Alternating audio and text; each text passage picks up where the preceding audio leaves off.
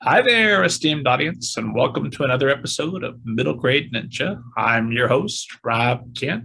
As you know, I'm the author of Banneker Bones and the Giant Robot Bees, which is available now as a paperback, an ebook, and an audiobook. But that ebook is free to download whenever you're watching or listening to this, wherever fine ebooks are sold. Don't worry about me. I'll get your money when you come back for Banneker Bones and the Alligator People and Banneker Bones and the Cyborg Conspiracy. Under the super secret pen name Robert Kent, I've written some novels for older readers, such as my young adult novel, All Together Now, a Zombie Story.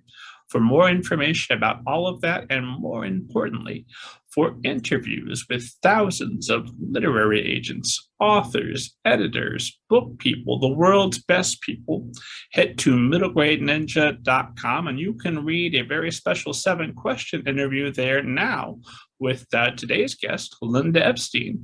Linda Epstein, welcome to the show. Hi, glad to be here. Really glad. I'm glad you were able to stay awake through that whole intro. I kind of put myself to sleep sometimes. I got to bear it down. So, thrilled to talk with your esteemed audience. Knows that I never summarize anybody else's biography or anybody else's book. So, the best place to get started is if you would tell us a little bit about your background. Sure. So my name is Linda Epstein, and my book is Repairing the World. It's my debut middle grade. So I'm a brand new author, which is exciting, but I'm not a brand new literary agent. I'm also an agent at Emerald City Literary, which is based in Seattle. And I represent books for children and teens. So I've been doing that for like over a dozen years. And now I'm on the other side of it as an author, which is really exciting. And Repairing the World is realistic contemporary. I like to think of it as kind of sprinkled with a little bit of fairy dust. It's not quite magical realism, but there's maybe some fairy dust in there. And it's a story about a girl who loses her best friend. And the year after that, the book is really about her grieving and healing. I was surprised that I wrote that book. That wasn't the book I intended to write, but that's the one that ended up on the page. And yeah, I hope people love it. What's the book you intended to write? Well, the book that I thought I was going to write was tentatively entitled Weirdos. And everyone was like, I'd read that book. Wouldn't matter. I didn't even have to tell them, excuse me, what it was about. Everyone wanted to read a book called Weirdos. So the book that I thought I was going to write was about a girl who felt that her family didn't fit in to the town that they lived in. So, and then I didn't write that book. I wrote a different book. Yeah. There's still time. I guess, yeah. I could always go back to, I don't know, I think that was like a very specific time in my life when maybe I was feeling that. So that's probably why I started to write that book. And then it ultimately wasn't as interesting as the book that I wrote. So, yeah. We're going to talk about all kinds of stuff. We'll talk about Repairing the World, which esteemed audience can be ordering right now. Is probably available on the device you're listening to us on, esteemed audience. Get your copy. I just saw my friend Jerry Gordon not long ago when I told him I was going to be talking to you, and he wrote a book called Breaking the World. So we've got Breaking the World. Linda's got Repairing the World. Now we just need somebody to write Maintaining the World, and we can box set. If we could really just maintain the world, we'd be in good shape. There we go.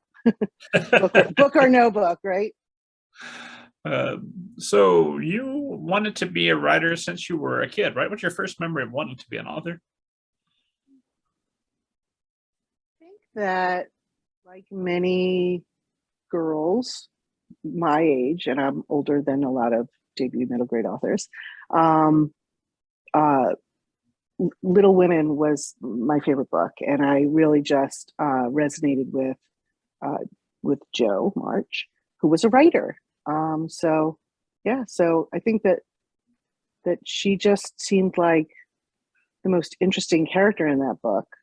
I mean, because ostensibly that was Louisa May Alcott, so she made herself the most interesting character. But that so I think that that I really looked to her. But interestingly, I didn't start writing fiction until I was way older. I'm not one of these people who've been writing stories since I was a kid. I wrote poetry from the time I was a teenager through college. And then after college, I went to get a master's actually in poetry. And halfway through, I was like, maybe this isn't for me. And then I kind of stopped writing for about 10 years and then started writing poetry again. And then after that, I had this like midlife crisis where I kind of decided I needed to do whatever the big thing was with my life. So I started writing again, and instead of poetry, I started writing fiction, which was a total surprise to me. I always wanted to write a novel. I kind of thought like, oh, I've got a novel in me. And then whenever I would sit down to write something, it would be like a page and a half. I guess it's another poem. So that's kind of, yeah, it's kind of how it went for me.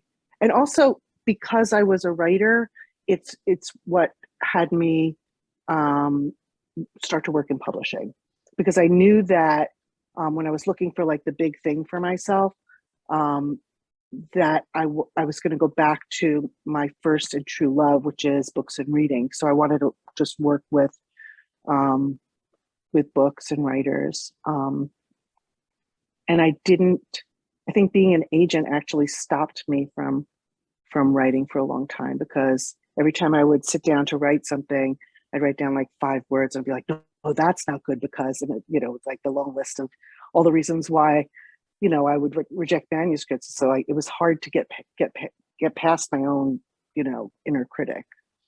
So it wasn't so easy to get here for me.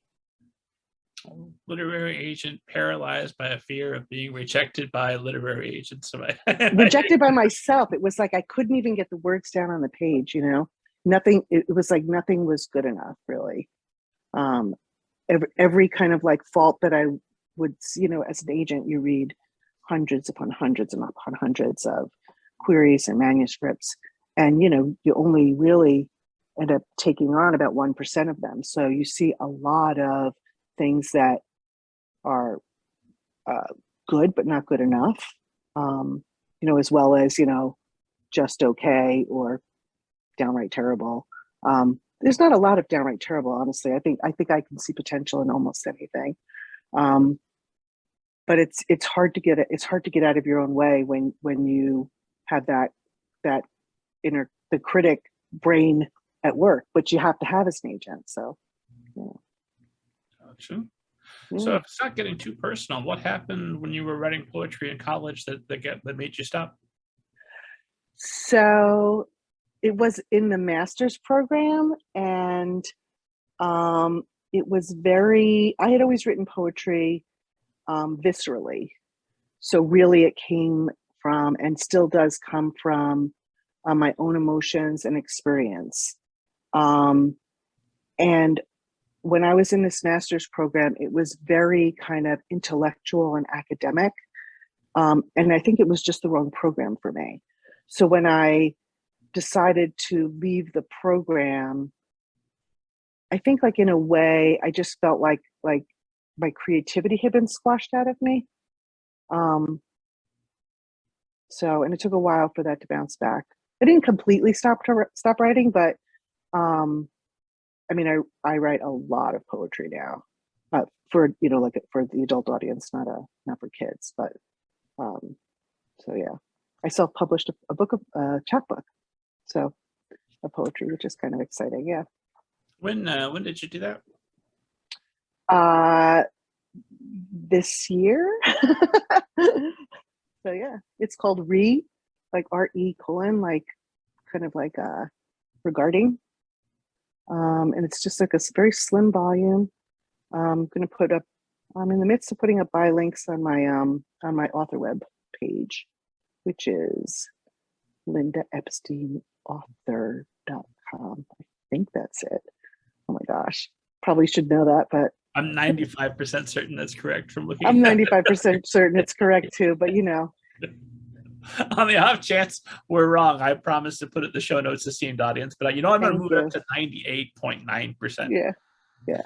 If I were someone who could actually multitask, I'd be checking it right now, but I can't do that. I don't multitask very well. So, yeah. So I know that you got a Bachelor of Science in Nursing, and then you also had an English major / environmental studies. So Yeah. a bit of everything, yeah. Yeah. Well, I started, as a young person, I was an English major, and I was also really and am really interested in environmental issues. So that was a double major. And then when I was in my 40s, I actually went back to school and got the degree in nursing because it was my intention to be a midwife. I had had really empowering childbirth experiences with, having my children. So I was going to be a midwife, and I went and got myself a nursing degree, which was the first step in New York State to being a midwife. And then really kind of found that I didn't go on for the midwifery degree because lots of reasons. But what I found was that I really enjoyed the studying and learning much more than the hands-on nursing. So I decided not to do that. But I do think that ultimately it led me to where I am, because when I realized that I wasn't going to use my nursing degree, I was like, well, what am I going to do? So I started writing a little bit for the American Journal of Nursing. And when I did that, that's when I started writing fiction also. It just inspired me in some, it like jiggled something loose that had been stoppered, and I started writing fiction. And then I became an agent, and now I kind of feel like I'm in a way like a midwife of books. It's like I bring all these like book babies out into the world, and I, kind of am with my authors in the same way, supportive role as a midwife would be to someone giving birth. And actually, in Repairing the World, my debut middle grade novel, which we are talking about, there's a birth in it. So, it just kind of all came together for me.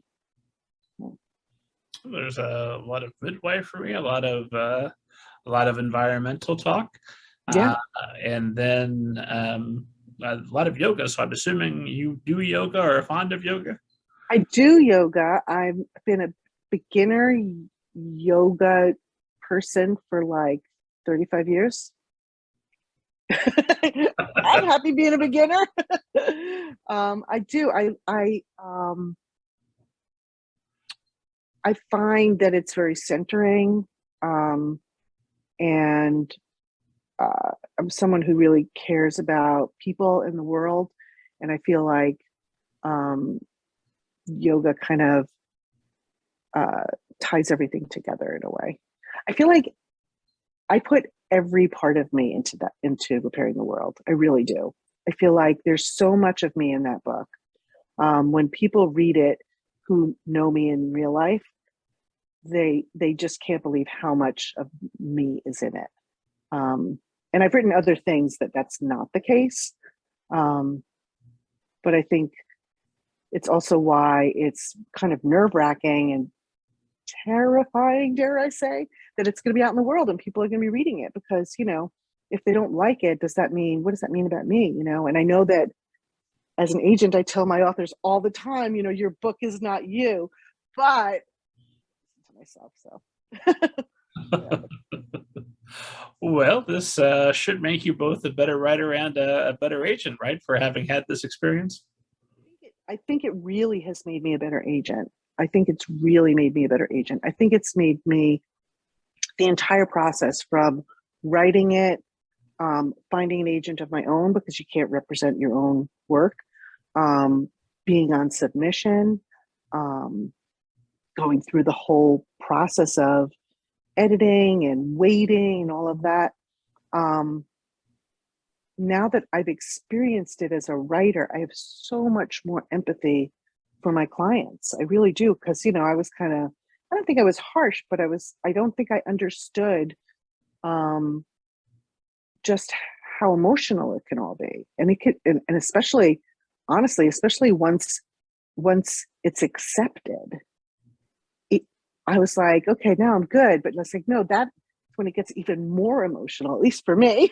It was just, every step of it was just, it was a lot, and granted, a lot of things were happening in my life and there was a pandemic and, so like I think everyone's nerves were have been, turned up a bit, but,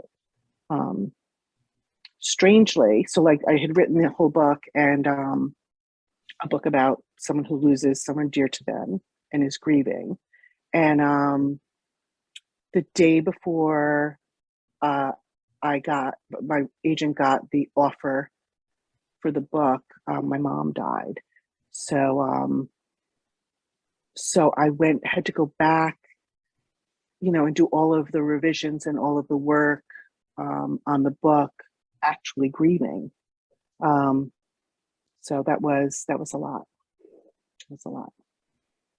That is a crazy 24-hour roller coaster. Yeah. Yeah. And of course, all my friends were like, your mom got up there in heaven and she said, come on, buy my daughter's book. I was like, okay, I don't know that I believe in that, but you say so. So, yeah, it was a lot. It was a lot. I know it's a really, really sad book. I know that a lot of people, most of the people who read it, who I've spoken to, and I don't know if this is your experience, have been brought to tears. That wasn't my intention. My intention was to really write something true. And I think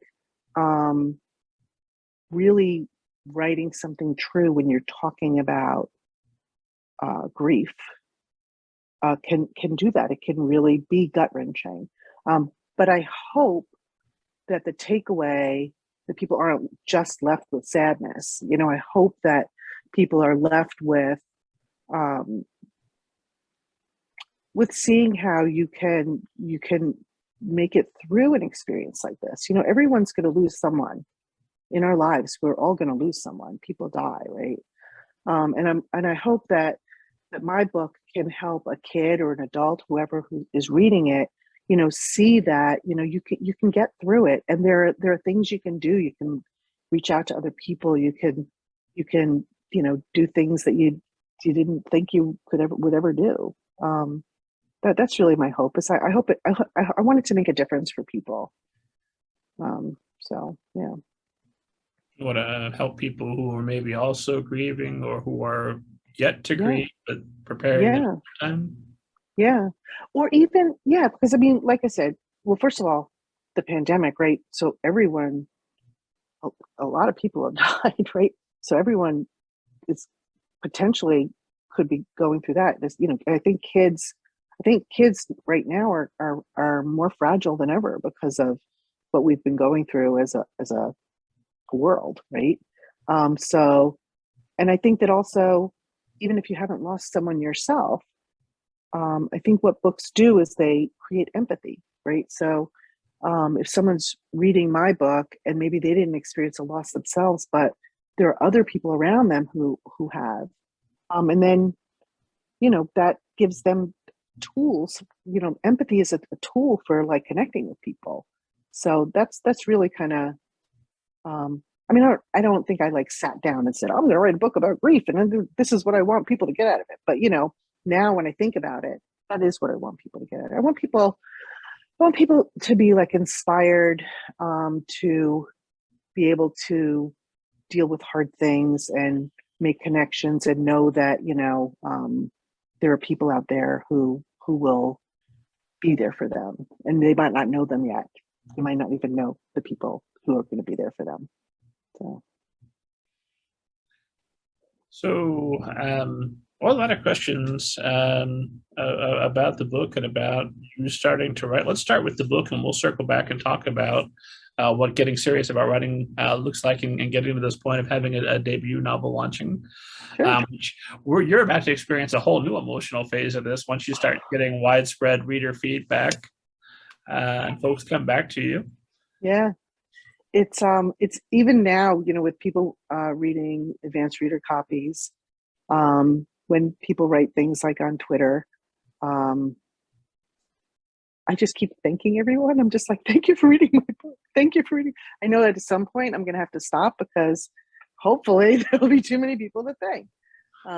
But I'm just really grateful that people are reading it and seem to be responding well. I got a good Kirkus review, and that was really exciting.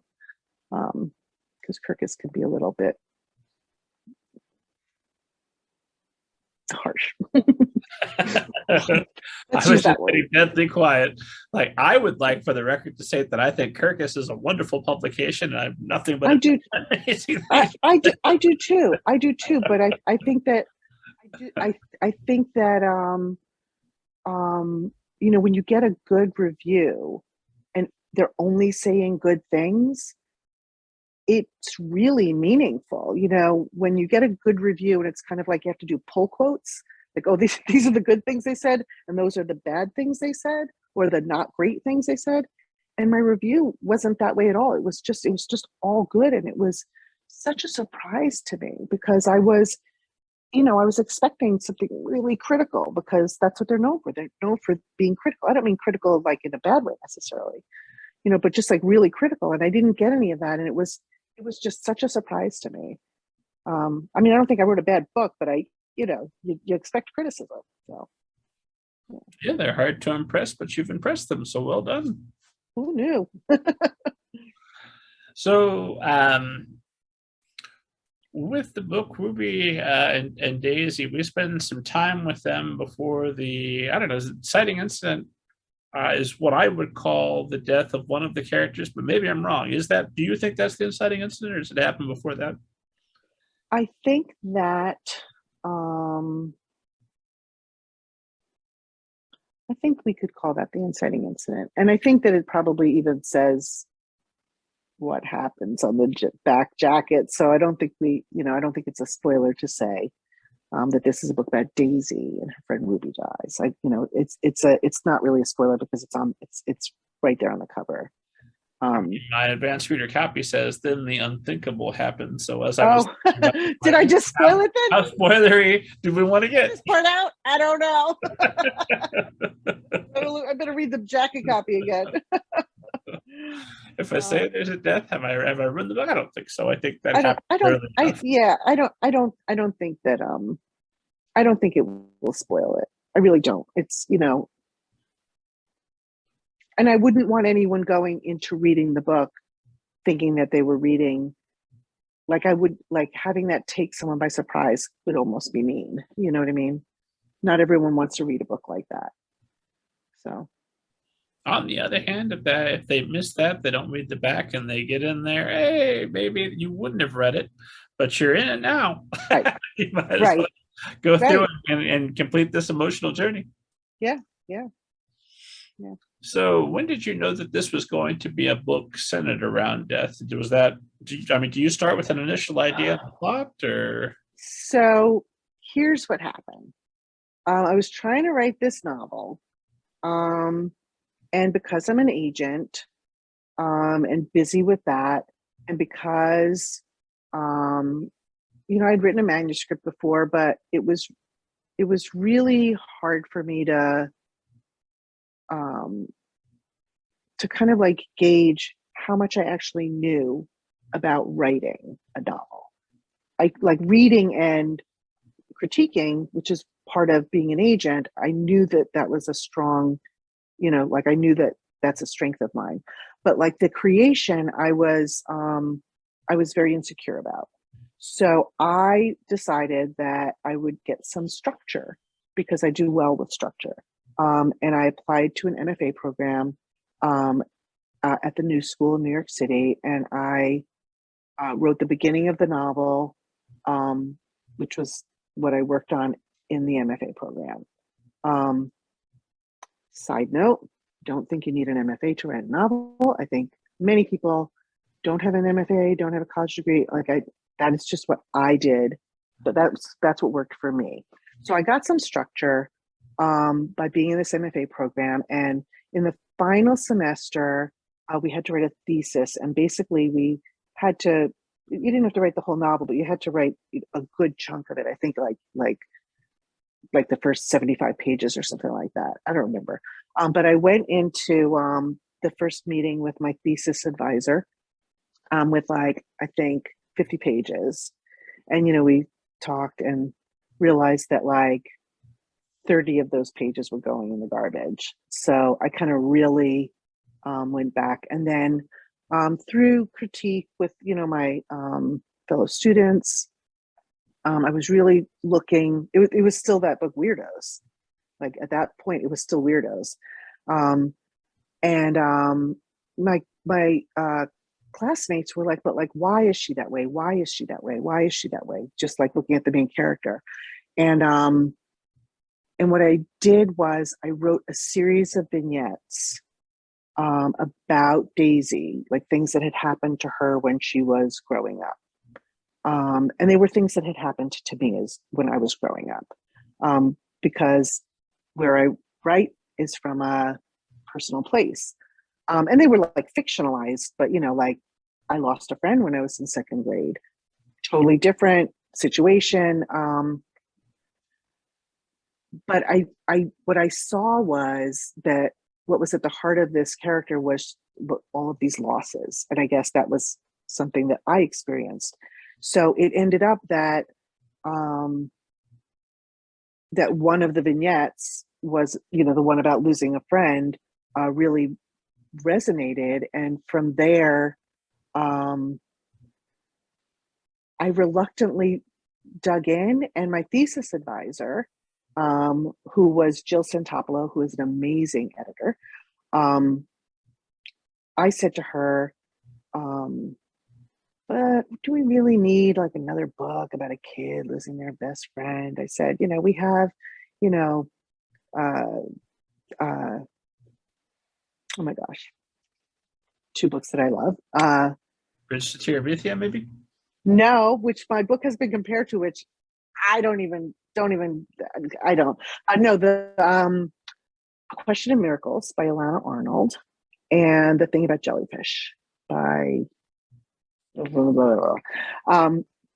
two fantastic books, like really, really fantastic books, about kids who lose their best friend. So I said to Jill, I was like, we don't, we have these two amazing books. Why do we need another book? And what she said was, but we don't have a book about a kid who loses their best friend written by you. I was like, what am I going to bring to it? Right. Well, turns out very different things than those other two books brought. So I just trusted her, and I trusted myself, and I just wrote the thing. And then, I also never intended to write a book. I didn't know I was going to write a book that had all of these Jewish elements in it. But, when I was dealing with a kid who was grieving, I went back to my own culture, and leaned in really heavily to my own culture. So the book has a lot of Jewish elements in it, which I hope will also be something that kids can take away. Jewish kids will be able to see themselves and their, culture, even though there's so many ways of being Jewish. To have Jewish characters in a book is good for Jewish kids, and then for kids who aren't Jewish to like be exposed to a different culture, and a different, oh, I didn't know that, and what's that word? I better Google that, but none of it was intentional. Like I didn't start out saying I'm going to do this. I just really lean when things came up, when opportunities came up, like, oh, maybe I'll put a Jewish prayer in here. I just leaned all the way into it, and I just trusted that it would work. I don't know how I trusted it would work, but I did. Because like other writers, I am riddled with self-doubt. Well, hopefully all of your clients and future clients are listening, and they're just feeling this great relief come over them. Like, yes, she knows. She feels what we feel. I talk to my clients a lot, so they know. I also am not shy on Twitter, so all of that self-doubt gets tweeted out into the universe like everyone else does. It's wonderful to watch. So. So something about the story. Now that I know that we don't have to call it the unthinkable. We can call it the death. Yeah. um, which is the inciting incident. There's some things that happen Hmm. thematically that set us up later, but it Hmm. is ways that I didn't do an exact page count, maybe 50, 60 pages before we get to that. Hmm. So we're spending some time with the girls. They're watching Captain Marvel, which reminded me, Hmm. oh, I need to watch Captain Marvel again. It's been too long since I've seen it. Everyone should. So Yeah. yeah, your enthusiasm came through. Like, oh, that's not casual. Linda Epstein must be a Captain Marvel fan. I'm a Marvel cinematic. I'm a Marvel fan. I really am, and I describe myself as I love Marvel movies, even the bad ones, and I think because some of them were from a long time ago and maybe aren't as um sensitive as they could be now. But I love. I wasn't a comics reader, but I love like comic book movies. I lean more towards Marvel than DC. I don't know why, I just do.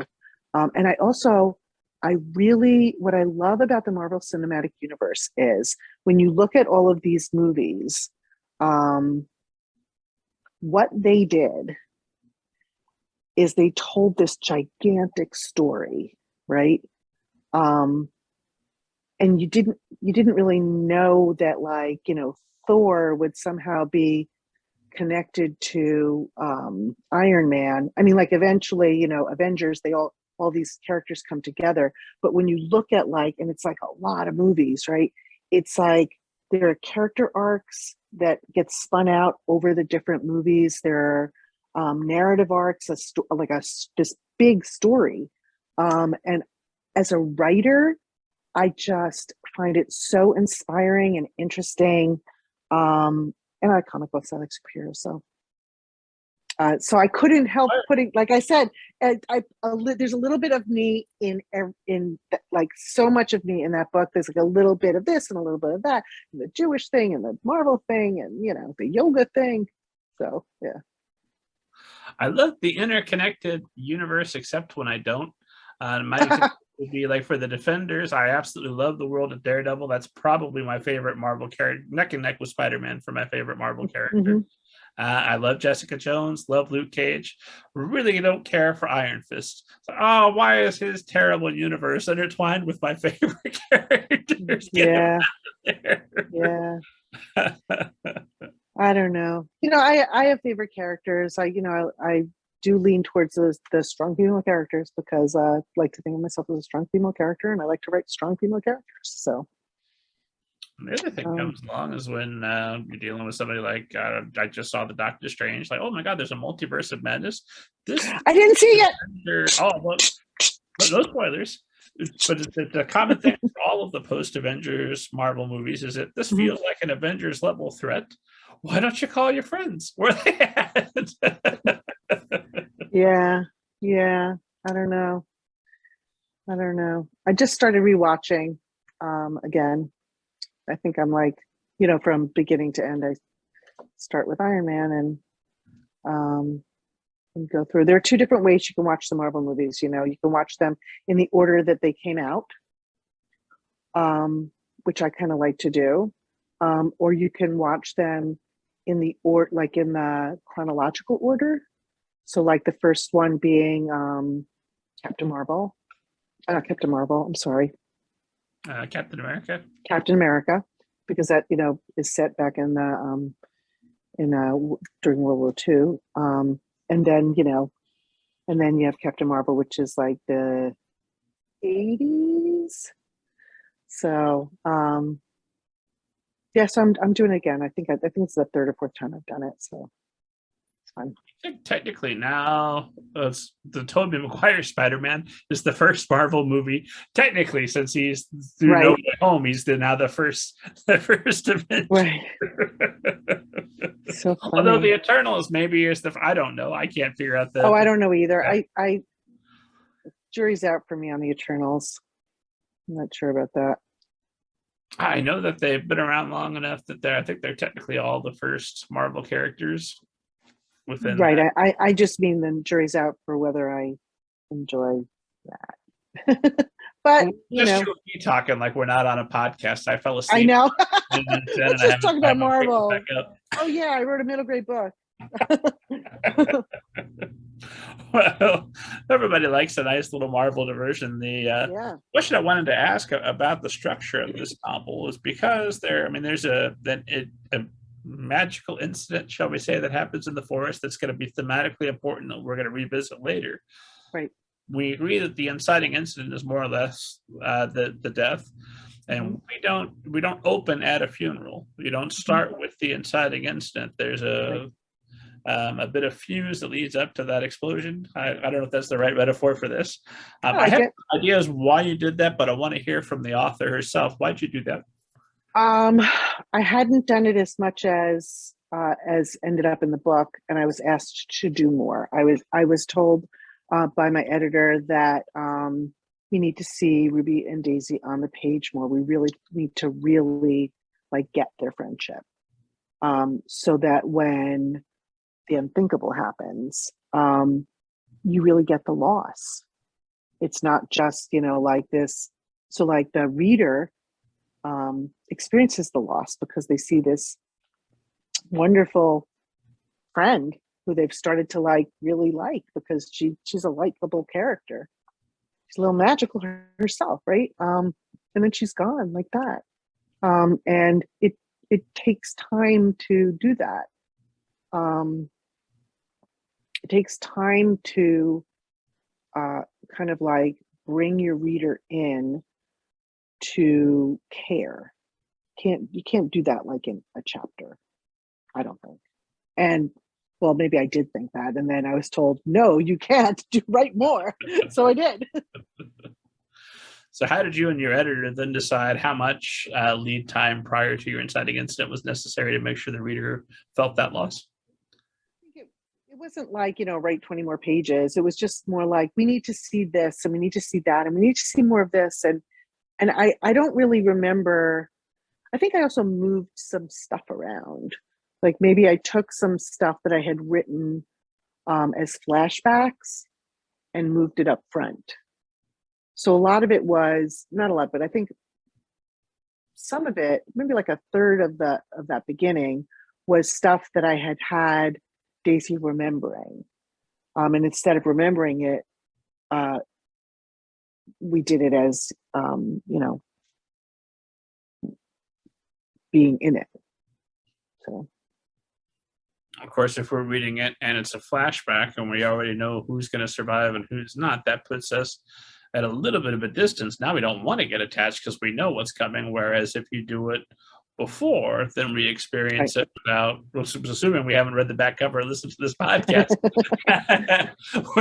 we're reading it unaware that this thing is coming, which so are the girls. Yeah. And that's kind of how it is in life, right? A lot of times you just don't know that something like that's going to happen. It just, whether it's a death or, there are surprises that aren't good surprises in life. That happens. And I think that, any tools we can give kids and grownups to help us navigate that kind of stuff without being didactic. Like I really didn't want to be didactic. I as a kid, I didn't like didactic books. I wanted to be, as a reader, I want to be so invested in the story that I forget that I'm reading. And it's hard to write a book like that, like intentionally, because how do you do it? How do you know if you're succeeding? I don't know. I mean, I suppose even if you win every award there ever is and you make all the money, you still don't really know. That would be good indicators, though. Sure, no, I wouldn't mind those indicators. I like indicators like that. Very welcome. Yeah. I've just met too many authors who I would think have every reason to think, yes, it's all happened for me. I'm the best. There can't be any better than this, and they don't feel that way. There's still some voice in the back of their head, and I think that's probably a good thing. Because the moment you start thinking, I am the best, you're about to stop being the best. Right. I think that And I think that that's something that writers really, that, unpublished writers should know, right? That like once you get the agent, you're not on easy street. Once you get the book sale, you're not on easy street. Like once you win the whatever award, you're not on easy street, because ultimately what happens is then you have to write the next thing. And what do you have when you write the next thing? A blank screen or a blank piece of paper. And then you have to go back to the beginning of like creating something out of nothing. So I think being a writer can be humbling in a way. And I think that like when you allow yourself to be humbled by it, you're probably in a better place than being like, I got this. Maybe that's just me. I don't know. I always say if the two writers tell me we always approach every problem this way and we always do things this way and we're always successful, I'm going to stop what I'm doing and I'm doing that. Yeah, right. But the problem with that is that the same things don't work for everyone. Like the advice, you have to write every day. In order to stay in it, you have to write every day. You know what? I don't write every day. I'm a weekend warrior. I can't write every day. It's just not. I can't immerse myself for like an hour in the morning. I need like hours because it takes me a while to like really get in it. So like when I'm really writing, like in the midst of really writing something, I'm writing Saturday and Sunday, and if it's summertime, on Fridays too, because publishing Fridays, So I mean, what's a good writing day look like for you? Oh gosh, lots of coffee. It's always better if it's not nice out, so I don't get distracted. And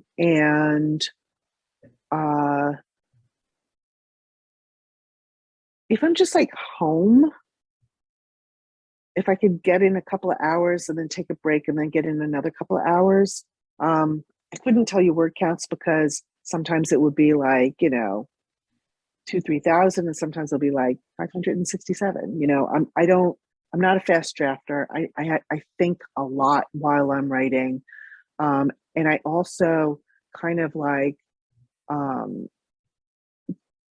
research things. I'm like constantly looking things up while I'm writing, and I do get distracted, but I think it also really informs I think it gives a richness to my writing that wouldn't otherwise be there. Details of things, a name of a plant, a bird or a color. What's the right word for the color I'm thinking of? So I'm not a fast drafter. So what is a good writing day is that I set out that I don't know. I couldn't even tell you that. Like at the end of the day, I'm like, yeah, that's not so bad. that's about as good as it gets you. That's not so bad.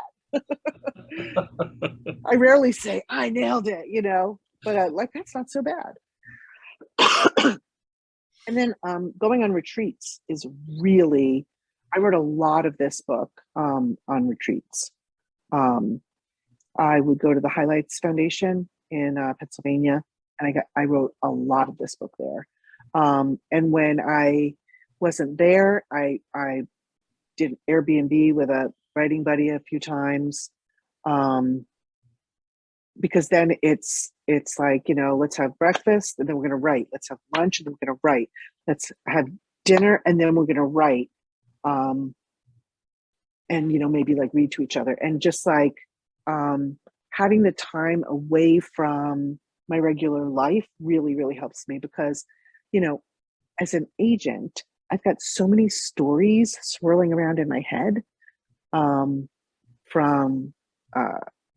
people who are submitting things to me. So I'm reading queries, I'm reading manuscripts. I've got my clients' stuff that they're sending to me. I've got that I'm reading, and then manuscripts that I'm critiquing for them and giving them feedback on. So I have all of that happening, and then I'm supposed to be creating something out of nothing, right? So it's kind of like um, separating myself from all of that and just saying, okay, I'm just being a writer at this place during these hours is really, really helpful for me. I know that some writers will avoid reading other fiction while they're writing because they don't want any kind of any bleeding in or influencing their style. Yeah. I don't feel that way. I feel if a greater author influences me to be even close to them, great. That's nothing but gain for esteemed audience. But I do know some people feel that. Do you worry about some crossover from all those things that you're reading influencing you as you're writing? Um, I don't, because there's all of that stuff that I just said, and then there's pleasure reading. Because I got into this game because I like to read, right? And when I'm writing, so this is a middle grade novel. I was not reading middle grade novels. I was reading YA. And then I wrote a YA manuscript, and I was only reading middle grade novels. I don't like to, and like my clients' work is separate and different, because it's like whatever they're writing, I'm reading. But somehow I was able to separate that. I don't really know the brain mechanism that did that, but somehow I feel like the pleasure reading, there's more of a chance of that, of being like influenced. And also I get demoralized. like I'm reading things by these authors that I really, really admire, and like middle grade authors, and I'm like, well, I can't do that. And it's that same voice that stopped me from writing in the first place. Write a sentence like, oh, that's not as good as this author's amazing words. So And of course, you're comparing your first draft to their final finished edited draft. of course. Yeah. Nice and rational, the writer brain. Let's play those games. The thing is that we are creative, so we have like wonderful ways of torturing ourselves, right? We just create them out of nothing. Oh, do you get the opposite boost when you're reading through your query pile and like, this is terrible, this is awful, I'm so much better than this. Oh my God, my stuff is not the direct I thought it was, obviously. Look at this. I don't think I don't think I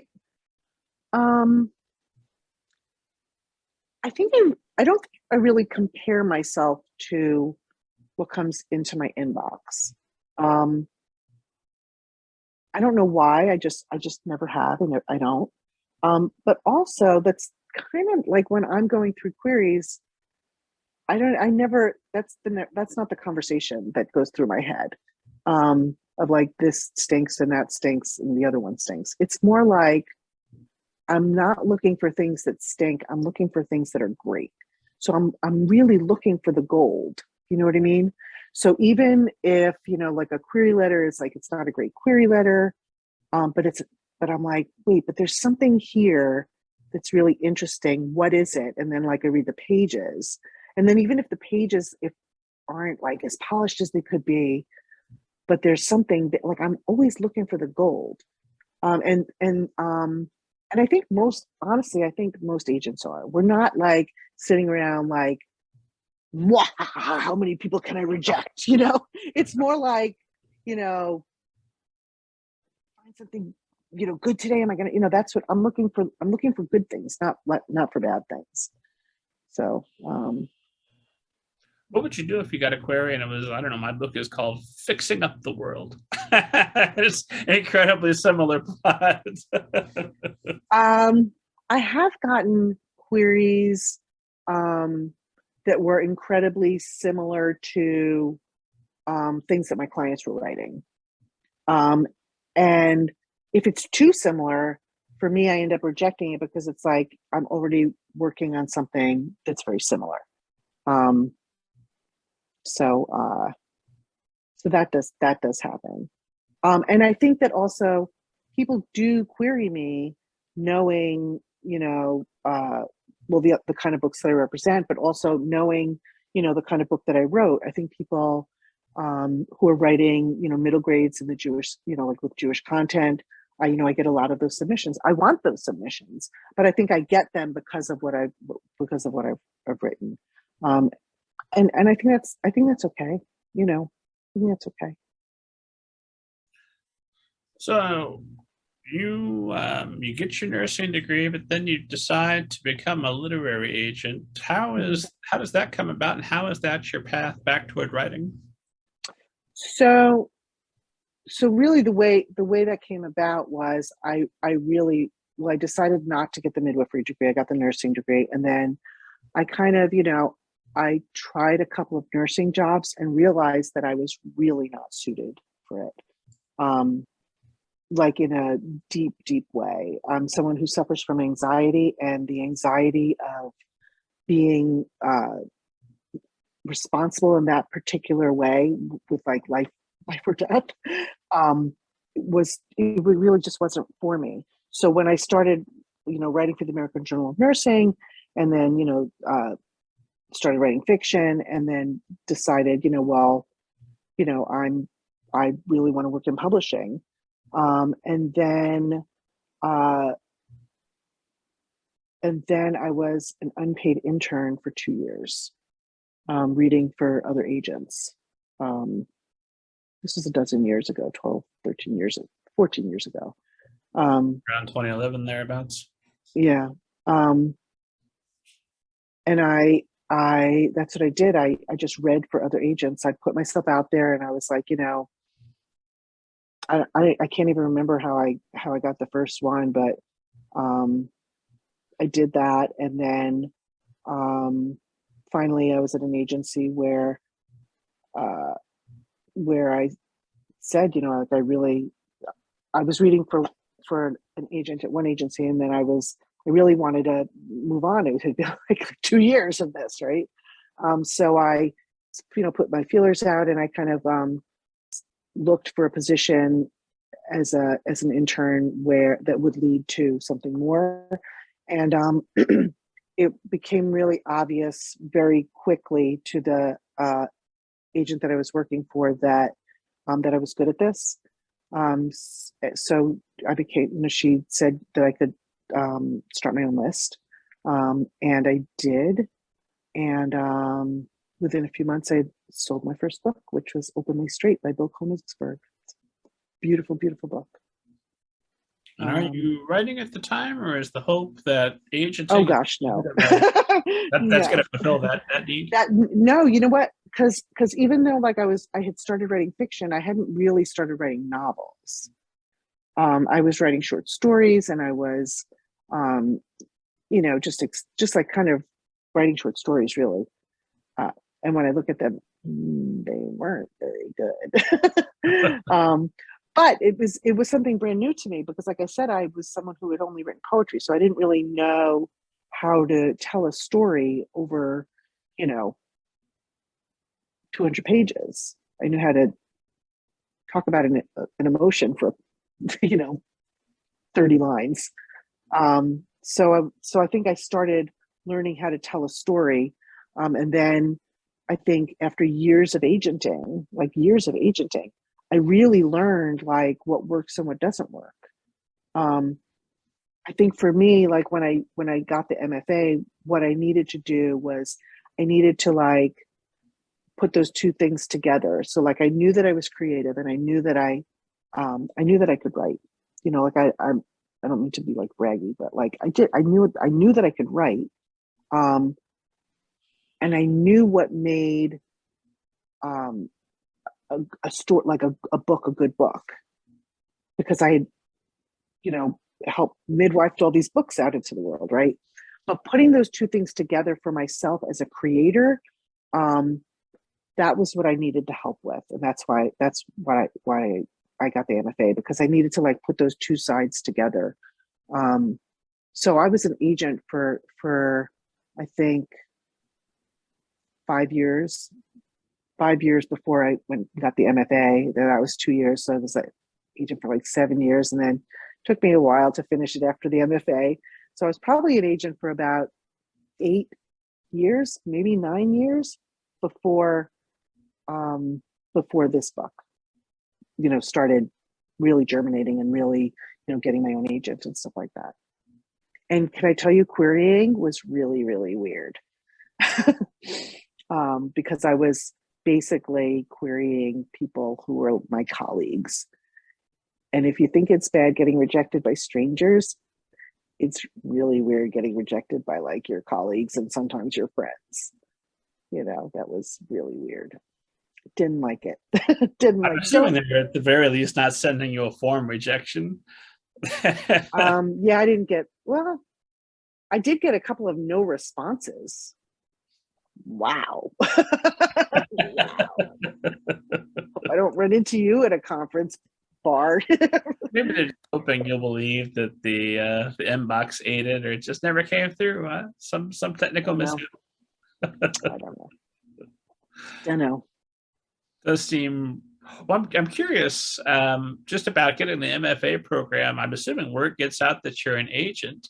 Do you then have fellow students sidling up to you and like, hey, how you doing? You want to read some of my work? Nope. Or professors? Nope. Nope, because one of the things that I made really, really clear, the writing for children and young adults cohort at the new school was very small. And I was like, hey, listen, I'm an agent, but I'm here to learn just as much as you are. I wasn't even the best. I definitely wasn't the best writer in the cohort. Some brilliant writers. But I basically, made a promise to myself. And I don't think it wasn't like official, but like basically to the university and said, in my 2 years in this program, I'm not taking on anyone on the program. So. Gotcha. Yeah. And you do a similar policy. I know you teach creative writing and do workshops. Do you I put do. policy up there for students? I mean, I wouldn't really, I certainly wouldn't take anyone on during a course, right? But that being said, I've worked with people whose work I've really admired. And I would say something like, well, when you finish this, I hope you query me, right? Now you know me, right? So now you can, query me and I know you. And, that always helps, right? It's nice to know that it's a nice person. I mean, like it can be a great manuscript, but if the person is like, hard to work with or whatever, that's always not great. So, yeah. So I don't really got rejected by friends and colleagues. Say that again. I said, when you say it always helps to know you, but you told me you got rejected by friends and colleagues. So I know. That's why the first thing I said was that it was really weird. It was really weird. So when you decide that you need to find a literary agent because you can't represent yourself and you can't hit anybody else up at Emerald City, you gotta find somebody else. How do you go about looking for one? So what I did was I kind of did what everyone does, really. I looked to see who represented the kind of books that I had written. So someone who represents middle grade, obviously, right? That's really the bare minimum. Is like when you're querying, send your material to people who represent what you write.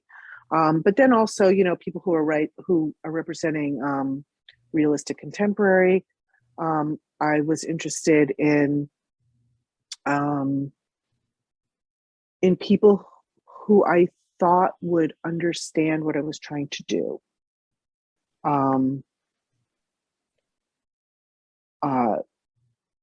So, my book is not like a really commercial book, right? It's quiet. It's a little bit literary. It's got, like spirituality in it. It's got, birth in it. It's got things in it that not every agent and not every publisher would be interested in. So I tried to really target people who I thought would get it. And the way that I kind of like knew who would and who wouldn't was looking at the kinds of things that they represent, but also on Twitter, because I really, when Twitter's not a trash fire, I really enjoy it there. So middle grade Twitter is kind of nice people.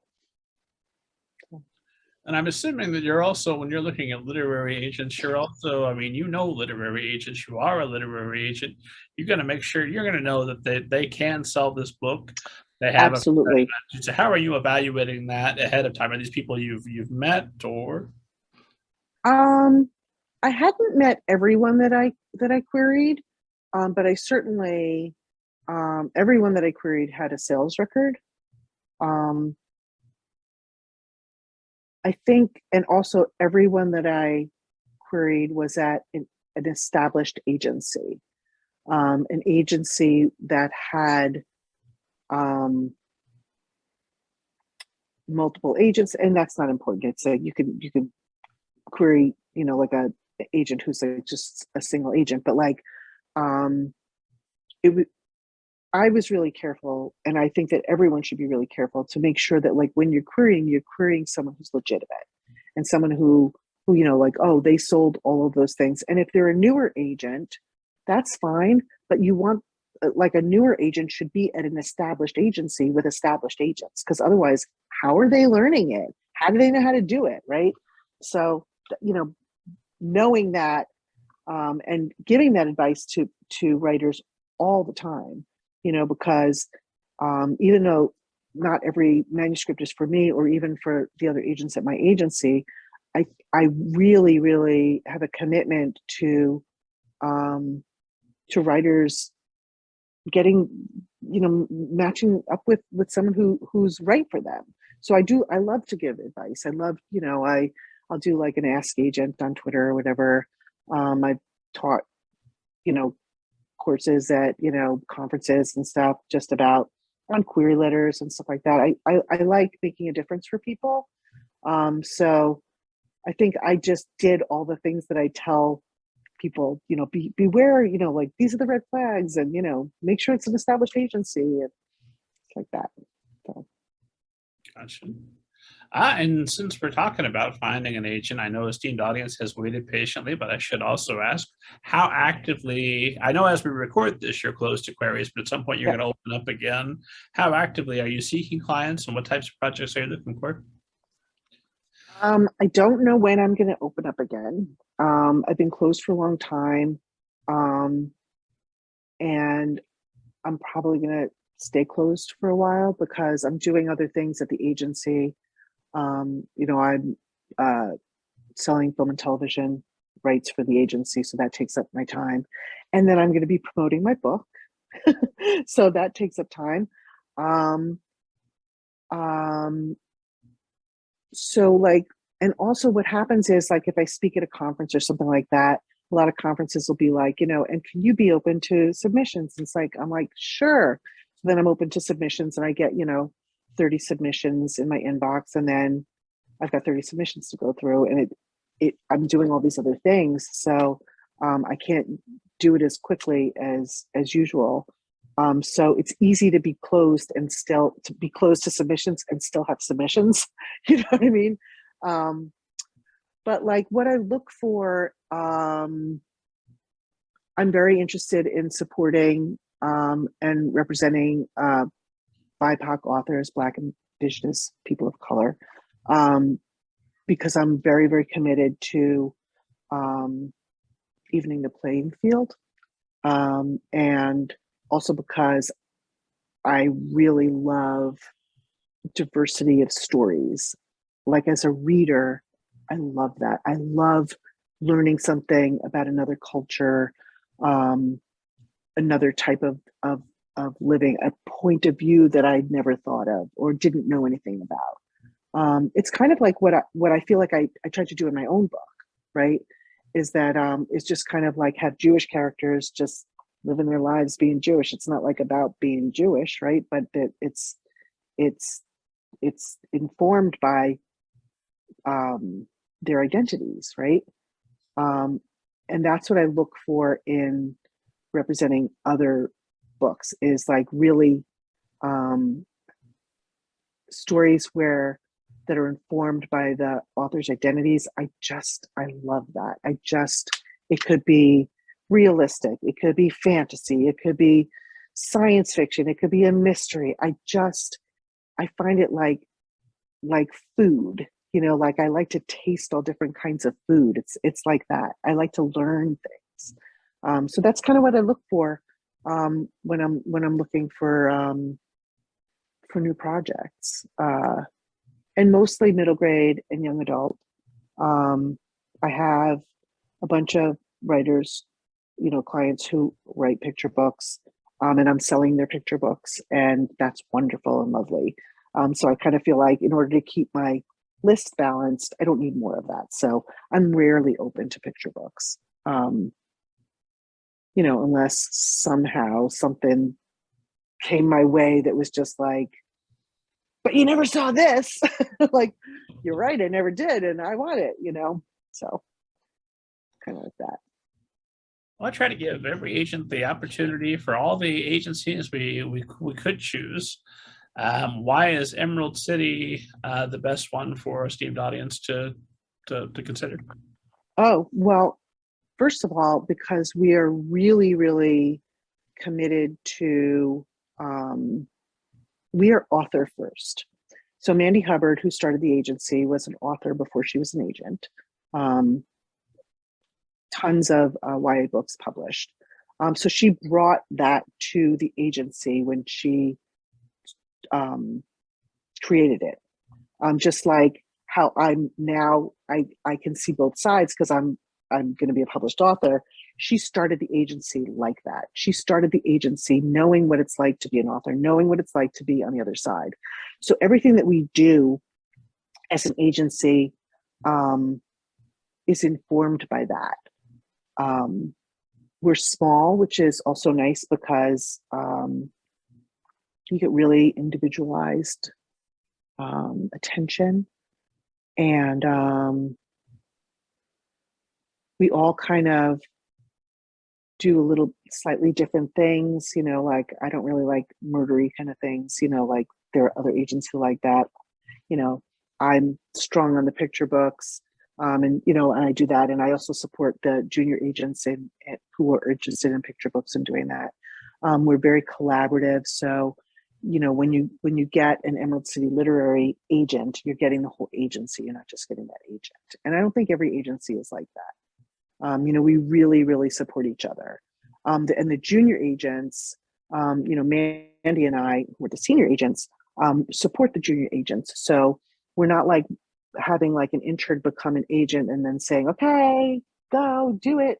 We're co-representing stuff with them until they feel confident enough and have the knowledge really to do a great job for a client, because we're really, really author first. I don't know how to like explain it, because I think like every agency probably might think that, but I think because Mandy and I are both writers, we just have like a different like point of view about it, and that's what we work together to train the junior agents in being that way as well. And you do the film and television, so that means you're specializing in meeting from people from Hollywood. You're selling rights, even if there's never going to be a film project. What does a film and television rights agent do with your day? So what I do is I do different things. One thing that I do is I kind of have the database of like both. There are film and television agents like at big agencies, right, that only represent that. So what I do is I will set up our clients' books with those agents, right? So then they're our co-agent, but like what I do is I'm like the Emerald City literary hand that is held through the project. And also sometimes, like a client could have a book being represented by a particular agent at an agent, film and television agent at an agency, and then they're not interested in doing the next book. So I find who is interested in doing the next book. And then also, sometimes we'll get interest from production companies, scouts and stuff like that. So I field all of that stuff. I send stuff out to production companies and producers, and it's really, really fun. But like Hollywood is very, very different than publishing.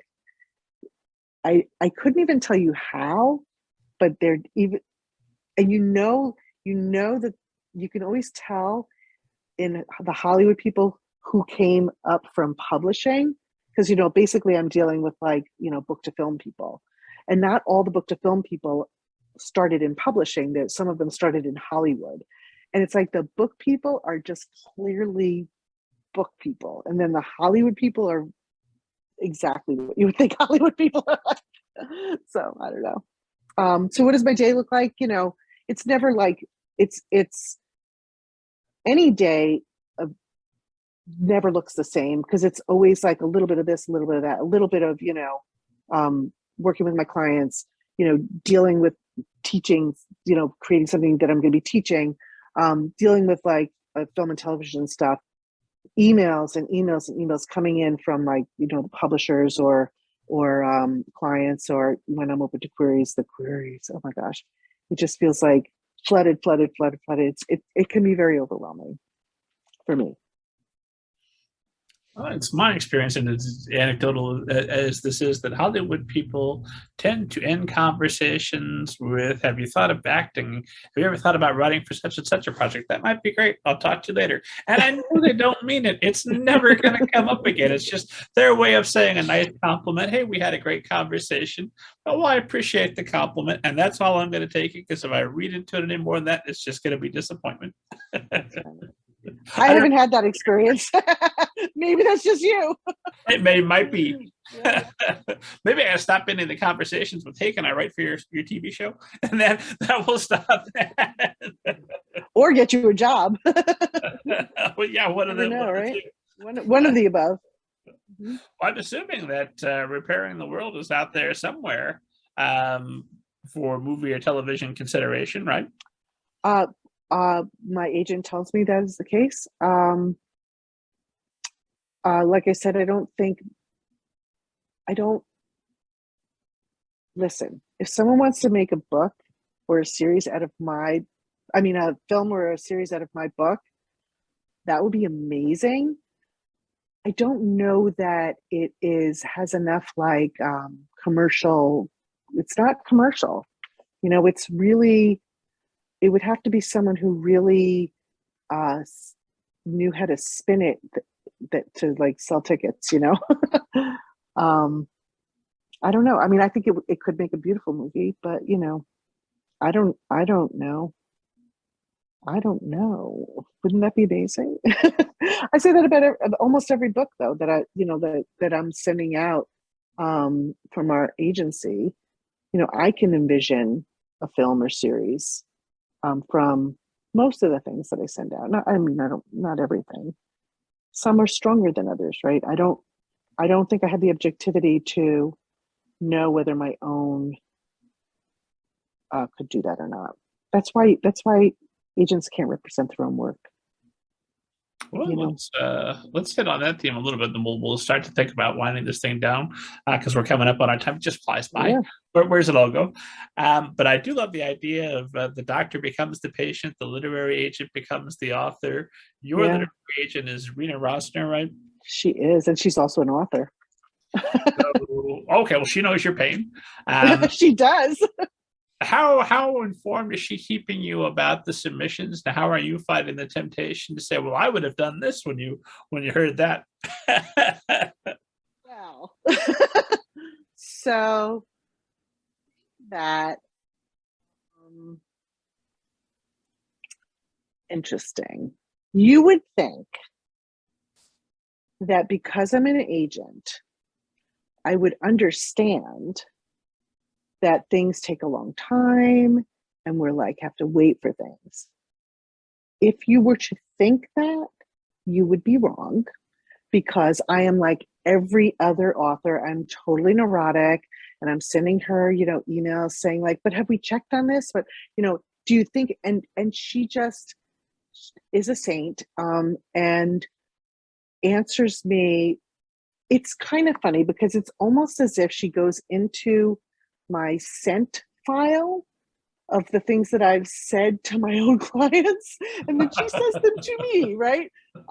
It's just ridiculous because I'm terrible. I'm just as neurotic as every other writer, and I'm just as impatient, and I just don't, and I get annoyed at all the same things, and I just don't understand why, but like, you would think that I wasn't an agent. It's ridiculous.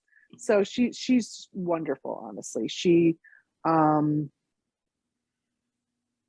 very good at keeping me informed. And then, the other thing is, like, when she was sending it out on submission, we did talk about it. And I don't, we talked about like who we thought would be a good, best places to send it. That's not something that I really do with my clients because I know the industry. I certainly ask my clients, do you have a dream editor? Do you have any connections to anyone? Have you met anyone at conferences? Has anyone seen this? Like, I'll do that. But Rena and I kind of put our heads together, and I was like, well, what about this? And she, what about this person? And she's like, oh, I usually send to this person because this, that, and the other thing. And I was like, cool, do that. Like, I wanted her to be in charge of it, because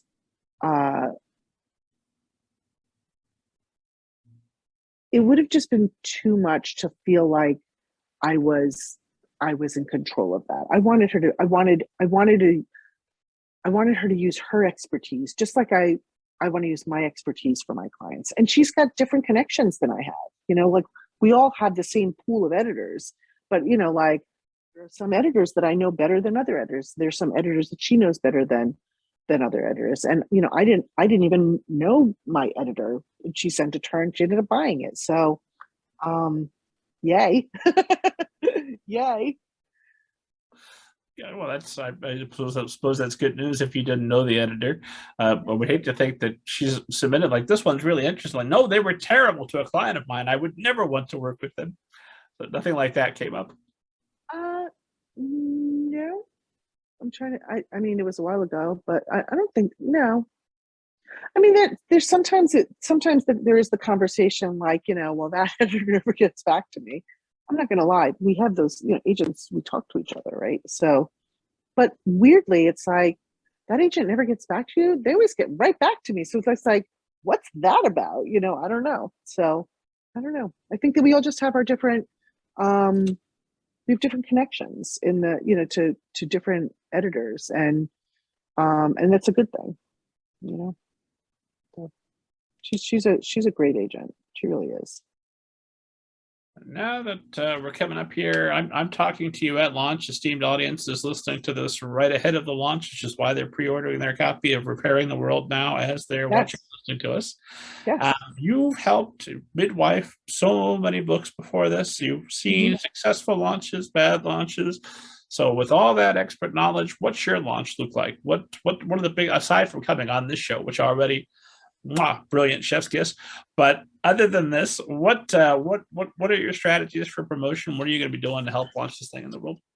So I'm being interviewed, for in a number of different places. I'm going to be signing books at ALA, which is the week before my book comes out. So I think it'll be probably the weekend before this airs.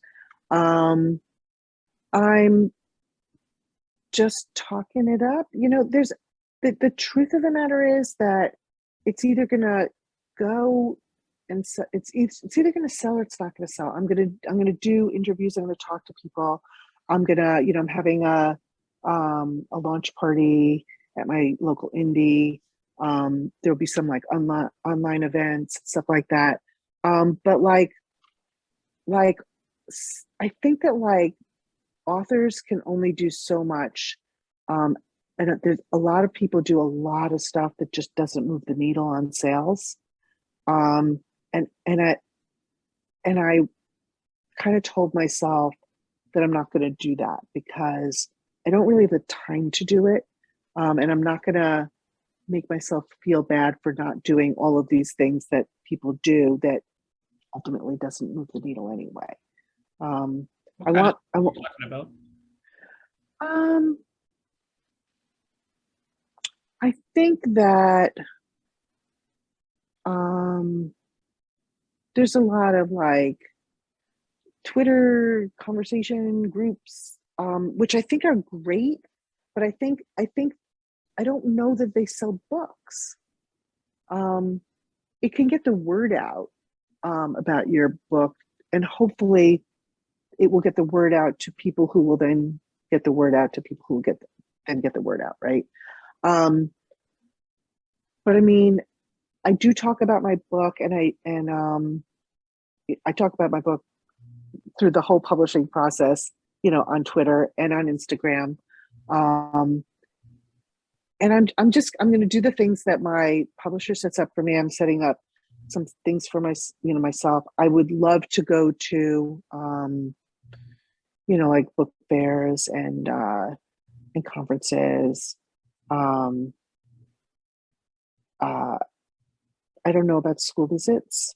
I'm a little bit of an introvert, so like that stuff kind of, I know it doesn't seem like I'm an introvert because I'm like talkative and stuff like that, but like that kind of stuff kind of makes me really nervous.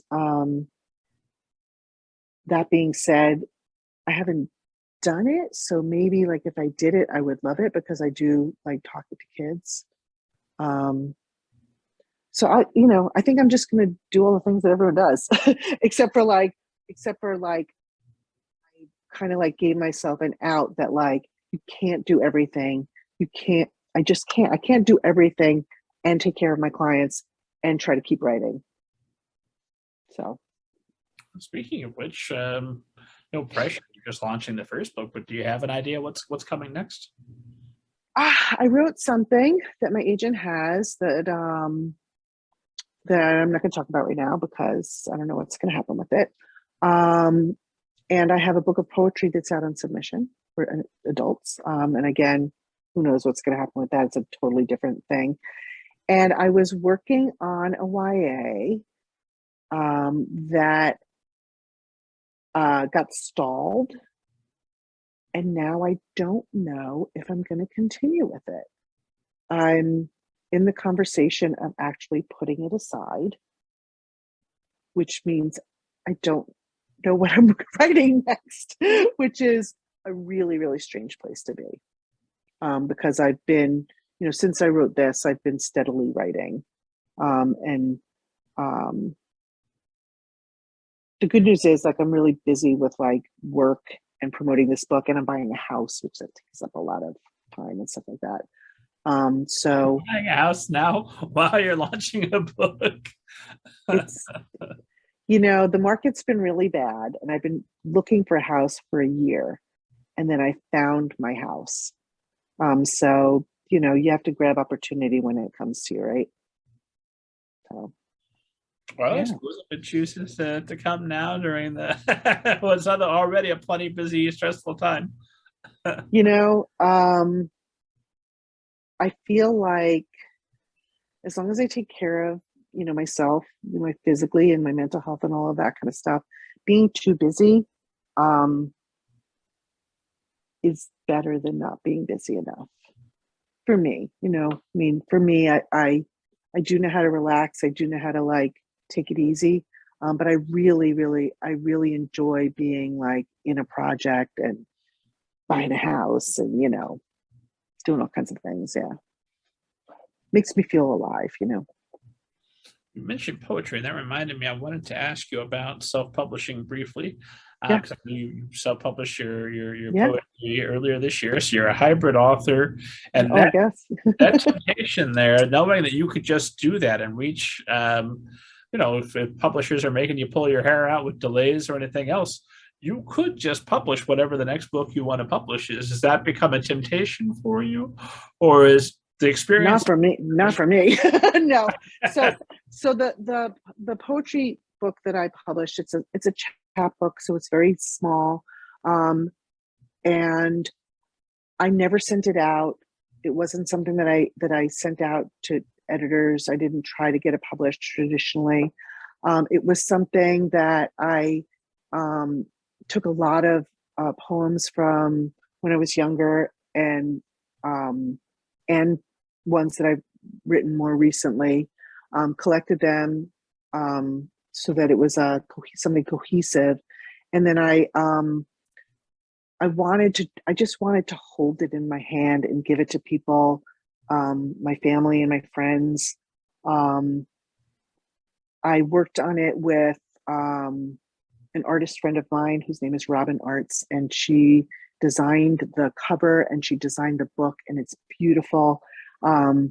She's someone I've known since I'm in my 20s, and like the opportunity to kind of like create this thing with her was just like a dream come true.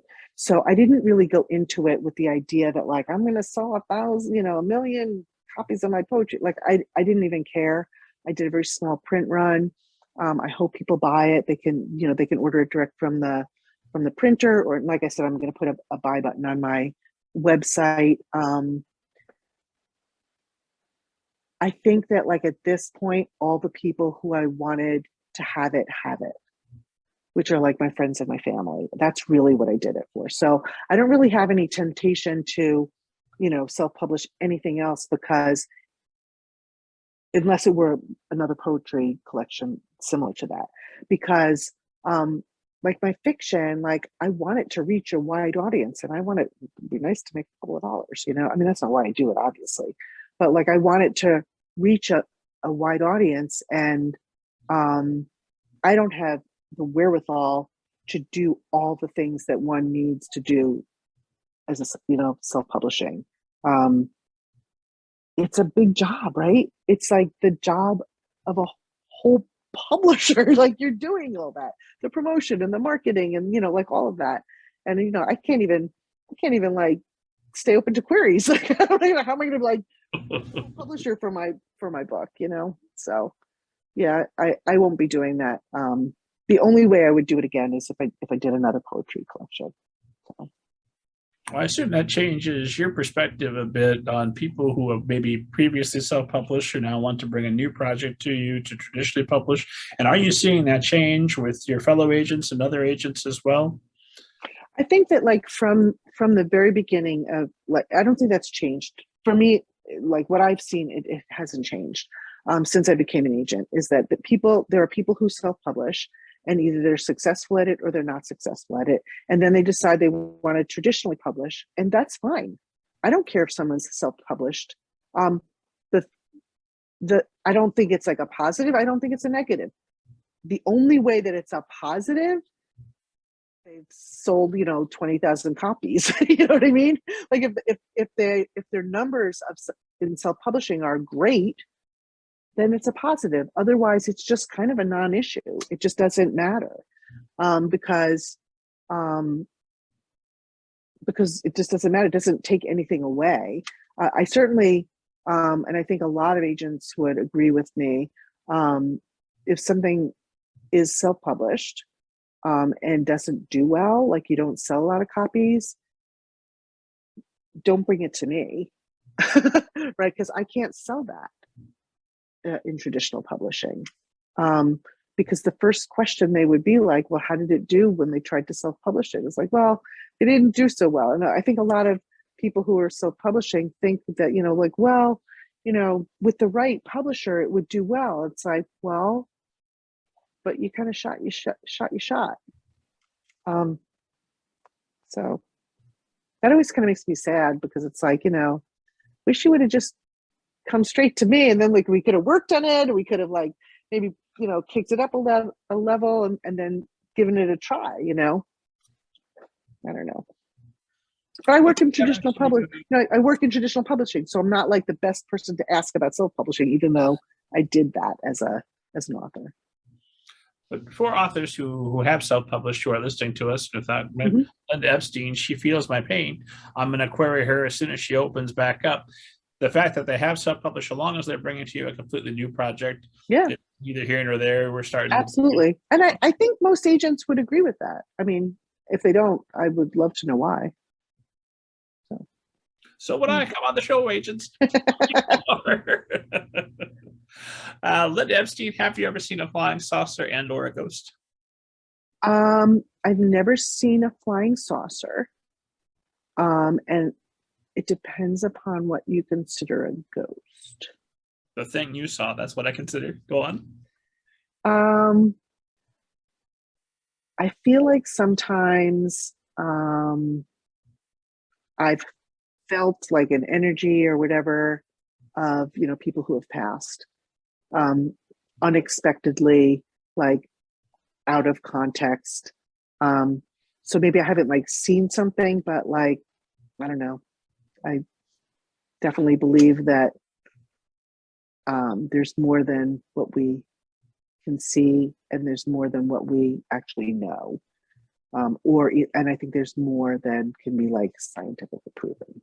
So maybe I felt the ghost. For more How about you? Consult Repairing the World, available now. It's a whole book about spirituality. I have seen an entity. It's not a middle grade appropriate story. Every time I've tried to tell it on this podcast, I've cut it out because there's just no way to tell it that makes it acceptable. Got it. Well, I'm watching our time and we're over. It flew by. Yeah. A crazy, wonderful conversation like this, that's always the case. And I so appreciate you making time for me and for esteemed audience. Thank you so much. This was the first one of these that I've done to promote this book. And it was really fun. And you made me feel comfortable. And I really appreciate the opportunity. Well, we'll see. I've got one last question. This might be the moment it all becomes disruptive. Tell me. My last question for now, although you're going to write more books, come back and we'll do this again when you do. But for tonight, my last question is, if you could go back to the start of your career or whenever you like, somewhere in the middle, and offer yourself some advice that would have made easier your path and would make easier the paths of everybody who's watching or listening to us, what would you go back and tell yourself? To connect to other writers. That I wish I would have connected to. I wish I would have found a critique partner sooner than I did, sooner than my MFA program. I think that it's really important to make connections with other writers who you can talk about craft with, who you can get support and critique from. I didn't have a critique partner until I went for my MFA because it was difficult for me to get one because I'm an agent and there was like a power differential, and I didn't want anyone to ever feel like uncomfortable in that situation. So if I could give myself advice, it would be like, find someone to read your work. That's the perfect note to end on. Where can an esteemed audience find you online, follow you on social media, and all that good stuff? So I am at Linda Epstein on Twitter.